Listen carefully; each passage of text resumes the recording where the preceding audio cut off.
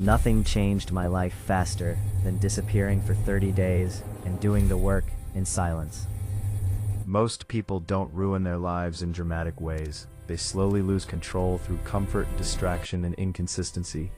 And that's exactly what this 30-day challenge is designed to attack. It's built on silent, consistent work across 6 areas that actually shape a person: mindset, resistance, focus, conditioning, body language, and support. Not motivation, not hype, structure. The idea is simple but uncomfortable. When you wake up earlier than usual, force movement into your day, cut distractions, and work with intention, the brain stops arguing and starts adapting. Early mornings aren't about being special. They create psychological separation from laziness. Cold showers aren't magic. They teach the nervous system that discomfort won't kill you.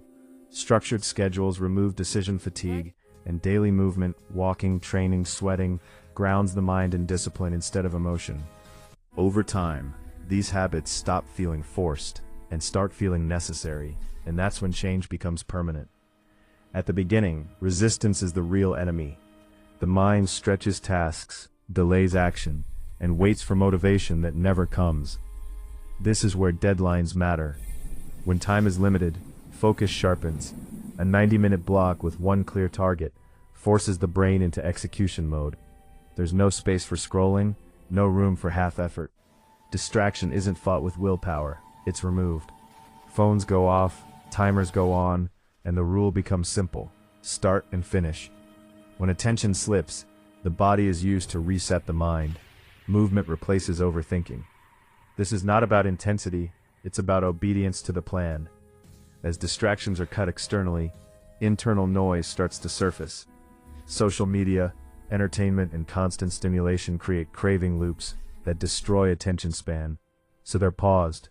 Not forever, but long enough for the brain to reset. Sleep becomes non-negotiable. Food becomes intentional.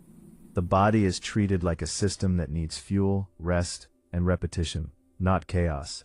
Physical conditioning reinforces mental strength, and skill practice builds evidence.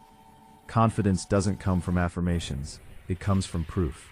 When you practice one skill daily and watch yourself improve, insecurity has less room to speak.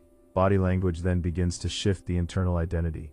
A slouched posture sends one message, standing tall sends another. When the body moves with purpose, the mind follows.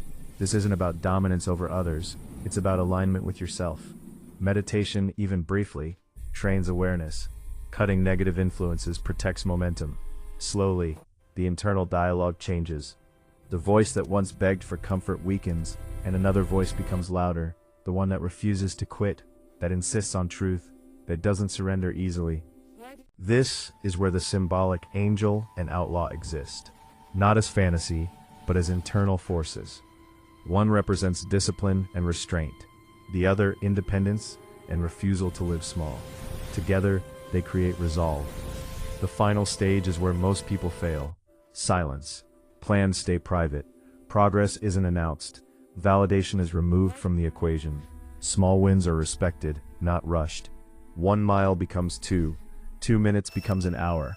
Habits are anchored with cues, routines reinforce action, and community exists quietly in the background for accountability, not comparison. By the end of 30 days, nothing supernatural happens, but something far more dangerous does. Excuses lose credibility. The person who needed motivation is gone. In their place is someone who shows up, does the work, and keeps promises to themselves. That's the comeback. Not loud, not flashy, but real.